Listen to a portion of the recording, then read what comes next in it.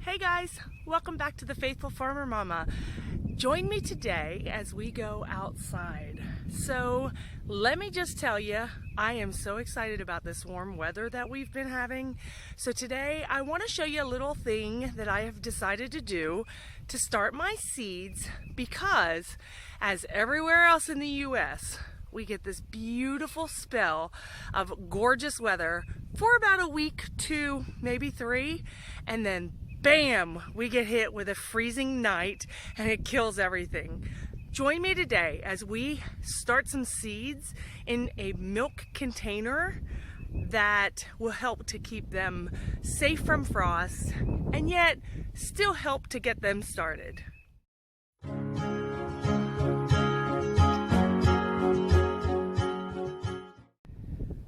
So a couple weeks ago, a friend of mine had asked me for all of our milk jugs when we were finished with them. And at first I thought, okay, I wasn't really sure why she would want them, but I obliged and got some together and actually gave them to her. And then I asked her, so what are you doing with those? And her goal is that she will be cutting the bottom off and actually using them to put over top of plants in her garden, which will help to protect them from the frost, kind of working as a greenhouse per se. Here in central Oklahoma, this time of year, we get these crazy warm days. It was 78 degrees yesterday, guys, and today they're saying it's supposed to be 80. That's really warm, and my plants are thriving. Even the root plants that I had planted and my peas, which had not come up, finally had decided to sprout.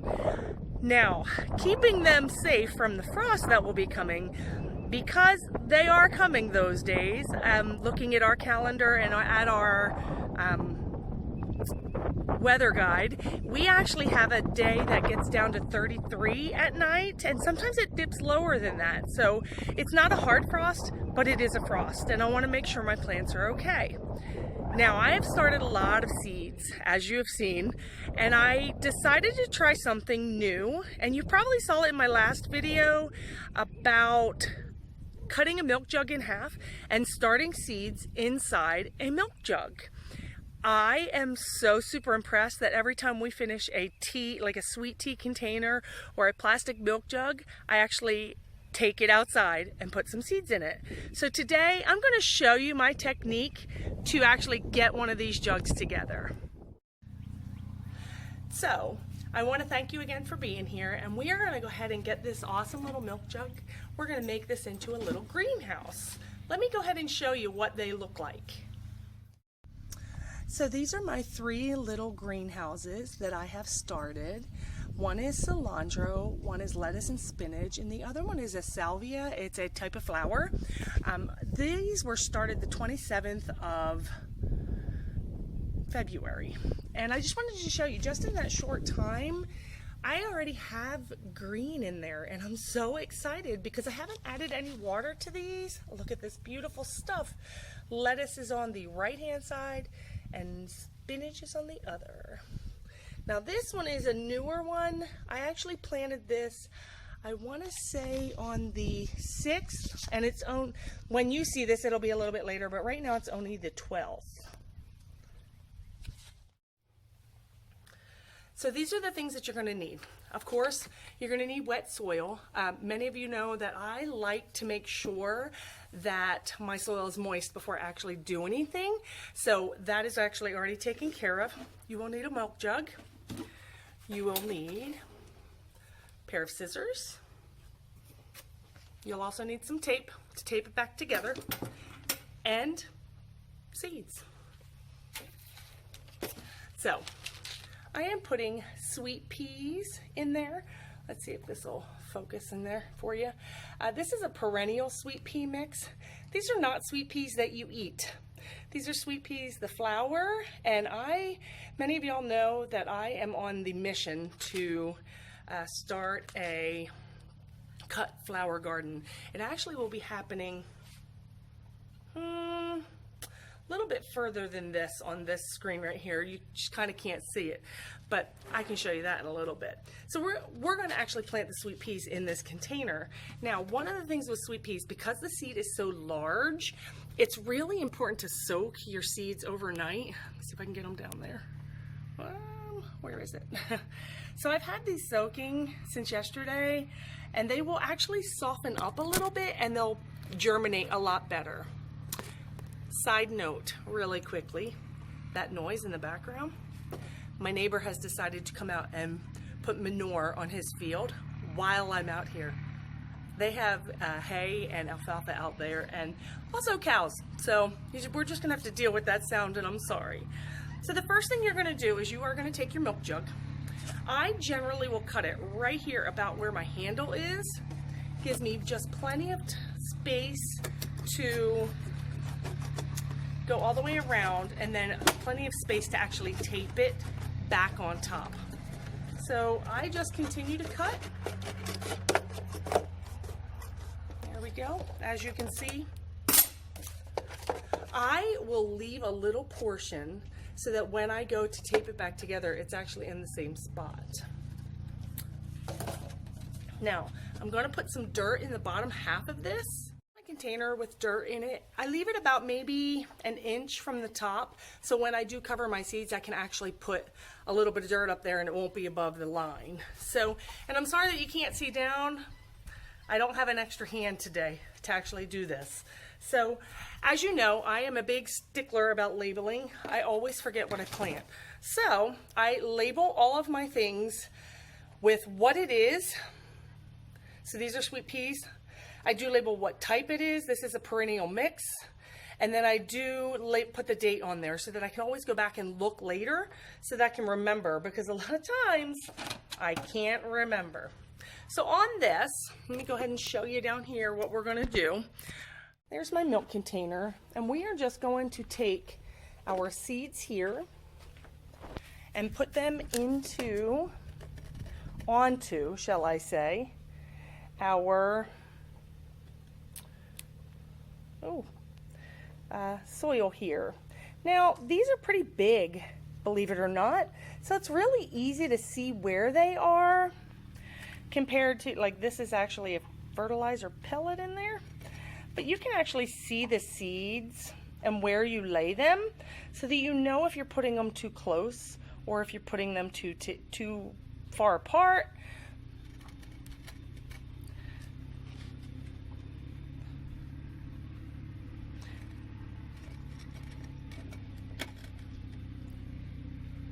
Sorry, I was having a hard time grabbing them out of the water. Oops. I generally will plant these about a ½ inch down, so when I do cover it, it won't be totally filled to the top. Let me think and see where I've not got any. There's none there, and maybe one more right there if I can grab the seed. There we go. Okay, looks pretty covered.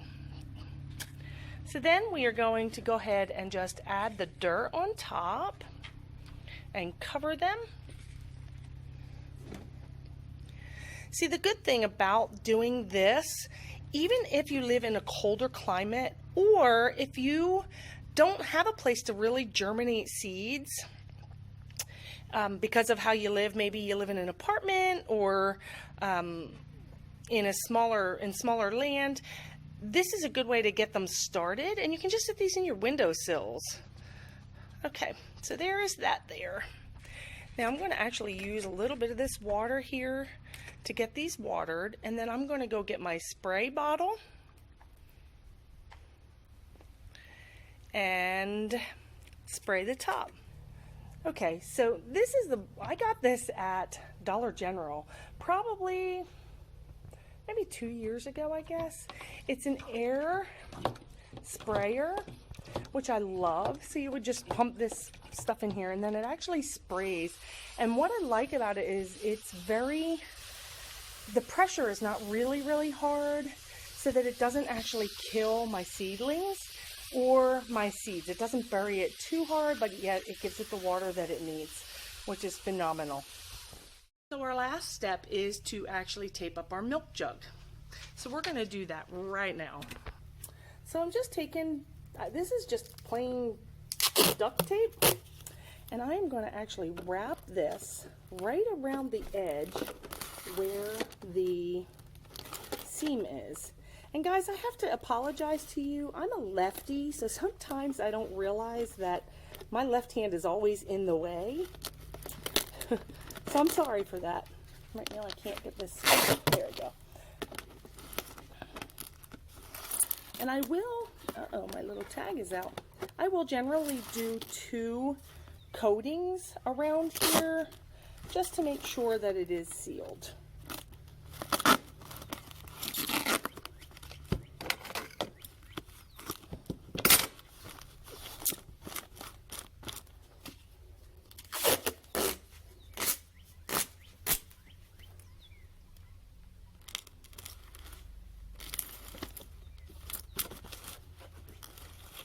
Okay.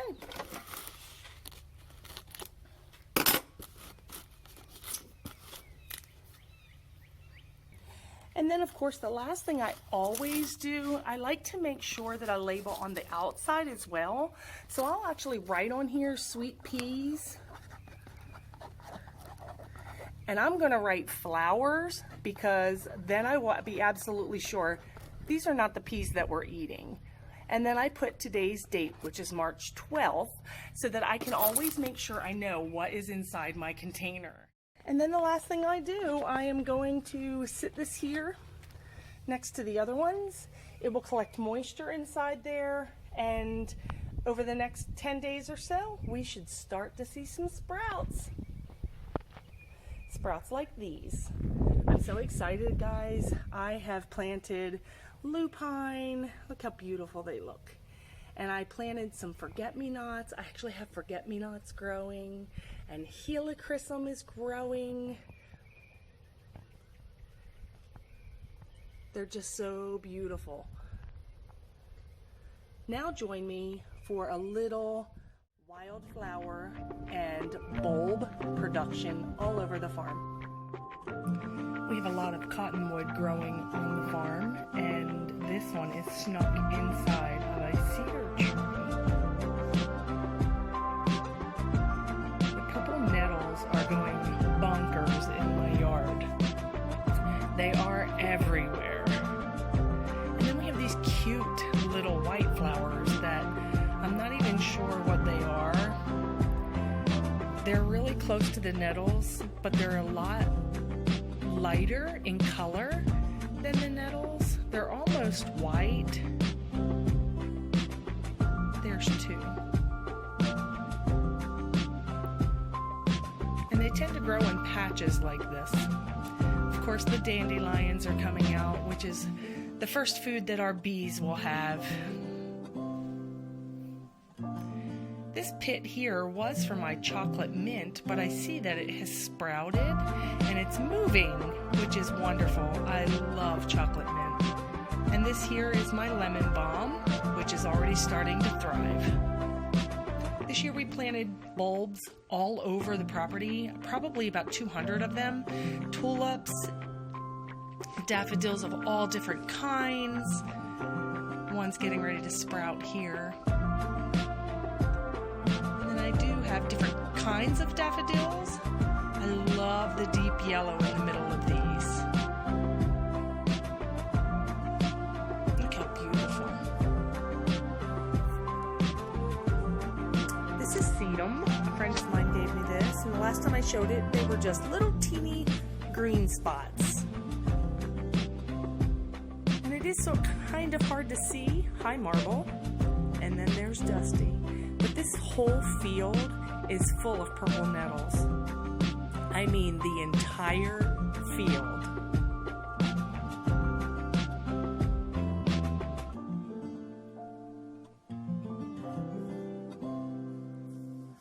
And then these are my pansies that I planted in the fall. They have come back well, they've never really died. This corner gets a lot of protection from the weather. Look at how big they've gotten. And these here are actually a weed, but they're called Samaritan's Purse, and they have a lot of health benefits. I love the little leaves that look like hearts. More of my pansies. Love the color of pansies. I think the blue is my favorite. Well, that's it for today, guys. Thanks so much for joining me, and I hope you might try planting a little milk jug garden of your own to get started this year. See you next time.